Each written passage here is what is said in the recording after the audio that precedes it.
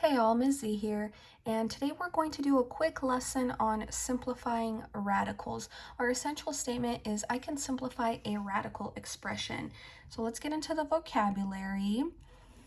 So a radical symbol, this symbol right here, is used to represent the non-negative square root of a number. So what is a square root? You've all seen this number before, whether it's somewhere in a math problem or on the calculator, okay? That's the radical symbol. It's also something we call a square root, okay? So a square root is a number that is multiplied by itself to form a product is called a square root of that product. So for example, the square root of 36 is equal to 6 because 6 times 6 equals 36.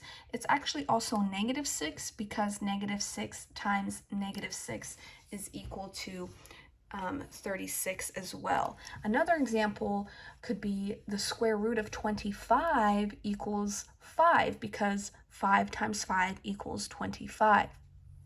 Okay, and for this lesson, we need to know what the product property of square roots actually is.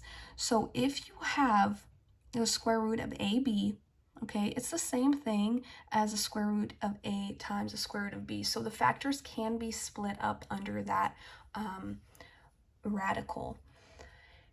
And the next thing, I know this is a lot of vocabulary, but bear with me, okay? The next thing, to make this a little bit easier, okay, I have listed out perfect squares for you. So those are things like 1 times 1 equals 1, 2 times 2 equals 4, 3 times 3 equals 9, 4 times 4 equals 16, and so on and so forth, okay? These 3 dots mean it goes on forever and ever and ever and ever, okay? So let's get on with some examples. The square root of 18. So how are we going to simplify the square root of 18? So one way to do it is by doing a prime factorization, but sometimes that takes a little bit too long, so I'll explain it in a different way. And of course, if you want to use the prime factorization, doing like the factor tree, you totally can, and you can find videos on that somewhere else, but this time we're just going to be looking at factors that are perfect squares.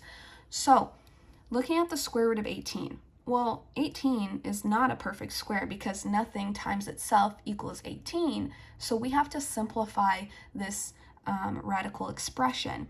And the way we do that is you look at 18 and you think, oh my goodness, is there a factor inside of 18 that is a perfect square? So we don't really use one, even though it's a perfect square. That's not going to do anything for you, so let's move on. Is there 4 times anything equals 18? Nope. Does 9 times something equal 18? Yep. What times 9 equals 18? Well, 2. So you would kind of bring this down. You know 9 times 2 is equal to 18. And then, okay, we use our product property of square roots. So we're going to do that with our factors. Okay, so now we have the square root of 9 and we have the square root of 2. Well, we know that the square root of 9 is what times what equals 9. That's the same number. Well, 3 times 3 equals 9. So we pull out the square root of 9, which is 3, but we can't simplify this any further, so we leave that as the square root of 2. And that's the work for square root of 18. The simplified expression is 3 root 2. Okay, let's do another one. How about the square root of 50? Okay, so think about it. You're like, okay, what times 50? What times what equals 50, where one of those factors has to be a perfect square? Well, we can use the perfect squares that we have. So again, 1 doesn't really do anything. 4 times something equal 15. Nope. 9. Nope. 16. Nope. Oh, 25. 25 times 2 actually equals 50. So we would break that up and we would write 25 times 2. And then we would break it up again, the square root of 25 and the square root of 2. Well, the square root of 25 equals 5. So we would take that out because 5 times 5 equals 25. And we can't simplify the square root of 2, so we would leave that as it is. Once you can't simplify anymore, you just leave it. Okay. All right. I have a couple more just so we totally get it. Okay, let's do the square root of 63. Okay, the square root of 63. So think about it. Think in your head, is there a factor in 63 that is a perfect square? So you kind of just have to go through all of the factors of 63, and I figured out that 9 times 7, double check me if I'm wrong, but 9 times 7 actually equals 63. So I'm going to go ahead and break it up. I know 9 times 7 is equal to 63, and then I will break it up again. And then again, the square root of 9 equals 3, but I cannot simplify the square root of 7 any further. So to leave it exactly as it is, there is our answer. The square root of 63 can be simplified to 3 root 7.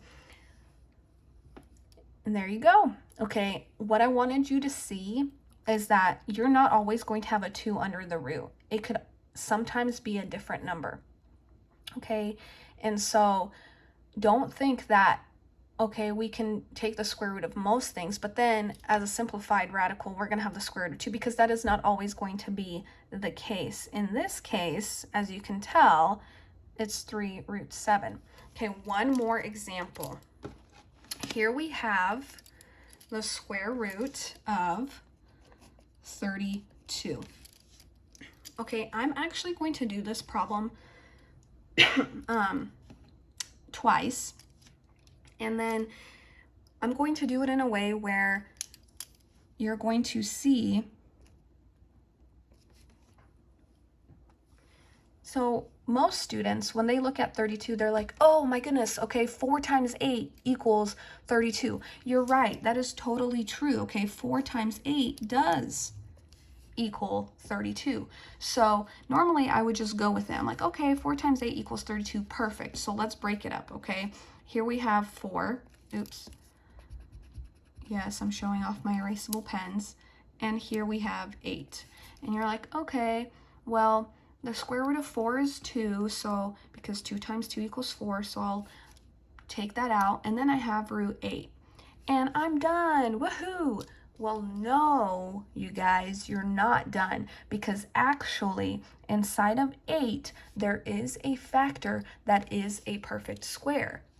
And who can tell me what that is? Okay, well, 4 times 2 equals 8. So we would have to break it up again, okay? And this way, you would pull out square root of 4 again, which is 2 root 2. Now, your answer is not 2 root 2, because you need to remember this 2 up here. So your answer is actually 2 times 2 root 2. But what is 2 times 2? It's 4. So my final answer is 4 root 2. And again, if you notice, we continued this problem until we did not have any more perfect squares inside of our root. So you keep doing the problem until you have no more factors that are perfect squares under the root. Now, some of you are like, well, why did I just do all of this work when all I could have done was found a higher perfect square? Yes, that is the whole point. You want to find a factor that is a perfect square under the root, that is the biggest perfect square that you can find. Like for example, you could have broken up the square root of 32 as, let me use a different pen, as the square root of 16 times 2. Because 16 times 2 is 32 and 16 is a perfect square. So when we broke it up, we know that the square root of 16 is 4, and then we leave the root 2 because that can't be simplified.